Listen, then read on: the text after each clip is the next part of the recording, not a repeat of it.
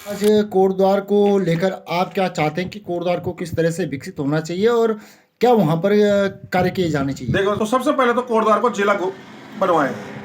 अगर कोटद्वार जिला बना तो लालडांग चिलर खाल मार्ग भी स्वतः ही बनेगा, क्योंकि जब जिले का विकास होगा, जिले का निर्माण होगा, तो उसके निर्माण की प्रक्रिया भी, उसके मूलभूत जो सुविधाएं होती हैं उसको प्रगाढ़ किया जाता है, उनको मजबूत किया जाता है, उनको बनाया जाता है नए सिरे से। तो अगर जिला बना कोटद्वार, एक तो रोजगार बढ़ेगा, होम स्टे वहां भी होगा, लोग आपने गढ़वाल से पलायन तो करा दिया है, कहीं ऐसा ना हो आने वाले समय पे कि कोटद्वार से भी लोगों को पलायन करना पड़े, क्योंकि कोटद्वार गढ़वाल का द्वार है।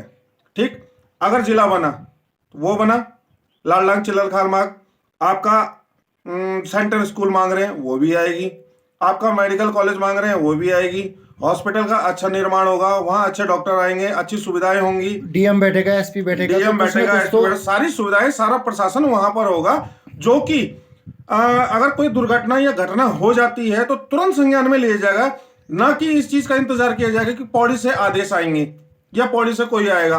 पौड़ी 102 किलोमीटर है कोटद्वार मालिक, वहां से आते आते एक दिन बीत जाता है। किसी सक्षम अधिकारी को अगर कोई बात हो गई, कोई आ गया है, कोई जिम्मेदारी वाली बात हो गई, अगर कोई जिम्मेदार अधिकारी आएगा वहां पर, उसको आने में ही एक दिन लग जाएगा। क्या वो आपकी बात का संज्ञान लेगा? क्या आपके लिए करके देगा?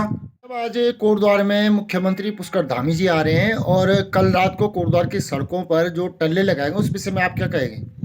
वो टल्ले न लग के पूरी रोड बनने को चाह रही थी पूरे क्षेत्रवासियों के लिए, परंतु हो क्या रहा है, इनको खबर लगी कल रात या सुबह या दोपहर जब भी लगी कि मुख्यमंत्री पुष्कर सिंह धामी जी का कोटद्वार आवागमन हो रहा है, तो इन्होंने रातों रात क्या किया, पैच वर्क का काम शुरू कर दिया। हिंदी में अनुवाद करूं तो टल्ले लगने का काम। अब यह कोटद्वार क्षेत्रवासियों की या पौड़ी गढ़वाल जो क्षेत्रवासी हैं, इनकी इनके आपके एक कह सकते हैं कि इनके नसीब में केवल इतना ही है कि बस रोडों पे 10 साल दर साल 10 साल दर साल टल्ले ही लगते आएंगे। क्या रोड कभी नहीं बनेगी? 5 वर्ष होने को आ गए हैं, अब चुनावी समय में ये कुएं के मेंढक की तरह बाहर निकलने की कोशिश कर रहे हैं, परंतु होगा क्या उससे? आपके पास क्या है इस प्रदेश के लिए जो आप ये कोटद्वार आवागमन कर रहे हैं, कोटद्वार आ रहे हैं, क्या लेके आ रहे हैं, क्या निकालेंगे आप अपने पिटारे से? केवल हवाई जुमलेबाजी, केवल घोषणाएं, बस केवल चुनावी घोषणाएं होंगी, और जब चुनाव निकल जाएंगे, आप जीत जाएंगे, उसके बाद घोषणाएं भी गायब हो जाएंगी, आप भी गायब हो जाएंगे, और हमारा जो विधायक है वो तो गायब है ही पहले से। लोकसभा चुनाव नज़दीक हैं और ऐसे में दोनों राष्ट्रीय पार्टियां प्लस कुछ और लोग भी हैं, तो आप क्या संदेश कोटद्वार वासियों को देना चाहेंगे? देखो, लोकसभा चुनाव आने को हैं, मैं ये कहना चाहता हूं केवल और केवल कि विगत 70-80 सालों से दो ही पार्टियों ने राज किया है, एक तो है कांग्रेस, एक है बीजेपी। हाँ, ये बात अलग है कि कांग्रेस ने ज्यादा राज किया है, परंतु इन दोनों पार्टियों ने ही यहाँ पौड़ी गढ़वाल की, उत्तराखंड की जनता को अकेले छोड़ रखा है। कुल मिला के बोलने वाली बात यह है कि ये दोनों दो जो पार्टियां हैं, इन दोनों पार्टियों की सोच से जनता बाहर निकले, थोड़ा सा किसी और के बारे में सोच। क्या हमारे क्षेत्र में या हमारे पूरे प्रदेश में या हमारे जिले में कोई एक हमारी नजर में ऐसा सक्षम बंदा नहीं है जिसको कि हम ये कह सके कि यह हमारे लिए, ये आदमी या ये व्यक्ति हमारे लिए कुछ अच्छे काम करेगा, ये अच्छे काम करके दे सकता है, ये अच्छी नीयत वाला है, अच्छी सोच वाला है? तो संदेश यही है, अन्यथा तो और कुछ नहीं। लूटा ही है इस प्रदेश को इन दो पार्टियों ने। अभी बीजेपी ये सोचती है कि हिंदू हमको वोट नहीं देगा तो कहाँ जाएगा, हम हिंदुत्ववादी पार्टी हैं, ये इस सोच के हमारे जनता को इन्होंने अकेला छोड़ा हुआ है। और वहीं दूसरे परिप्रेक्ष्य में देखा जाए तो कांग्रेस ये सोचती है कि अभी हाल फिलहाल में जो 1-1.5 साल से अंकिता भंडारी के माँ बाप सड़कों पे अपने अधिकार की लड़ाई मांग रहे हैं और अपने एक न्याय मांग रहे हैं, जिस पर कि मुख्यमंत्री पुष्कर सिंह धामी जी ने 1.5 वर्ष से एक वक्तव्य भी नहीं कहा है। न्याय करने की बात तो छोड़िए।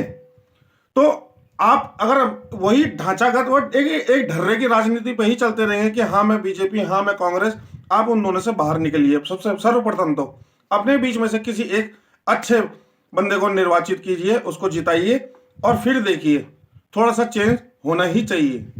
विधानसभा की जो विधायक हैं रितु खंडूड़ी जी, वो विधानसभा अध्यक्ष भी हैं, लेकिन ये बात बार बार सामने है कि मुख्यमंत्री धामी जी के साथ उनकी बनती नहीं, और जिस कारण कोटद्वार की जनता आज तक उपेक्षित पड़ी हुई है। इस विषय में कोटद्वार निवासी होने के नाते आप क्या कहना चाहेंगे? देखिए, सुनने में तो मेरे भी आया था ये विगत कुछ महीनों से कि हमारी जो विधायक हैं मैडम श्रीमती रितु खंडूर जी, इनकी पुष्कर सिंह धामी जी के साथ बनती नहीं है। क्या पता, हो सकता है, ये तो अंदरूनी बातें ही हैं, हम नहीं इतना ठोस पुख्ता तौर से नहीं कह सकते, परंतु इतना जरूर है कि अगर इनकी कहीं ना कहीं उन खबरों में सच्चाई जरूर है। क्यों? क्योंकि अगर इनकी बनती तो कोटद्वार का कुछ ना कुछ किसी हद तक रत्ती भर भी विकास होता, परंतु नहीं हुआ। क्यों नहीं हुआ? कहीं ना कहीं इनके आपस में इनके मेल, इनके विचार जो है, या इनके जो कार्यशैली है जो इनकी, ये मेल नहीं खा रही हैं। पुष्कर सिंह धामी अपना अलग व्यक्तित्व रखते हैं और ये अपना अलग व्यक्तित्व रखती हैं। क्या पता इस वजह से कुछ मेल ना खा रहे हो तो कोटद्वार का विकास नहीं हो रहा है। तो कहीं ना कहीं इन दोनों के मन के भेद, जो मन का टकराव है, झेल हम लोग रहे हैं कोटद्वार वासी होने के नाते। तो मैं ये कहना चाहूंगा।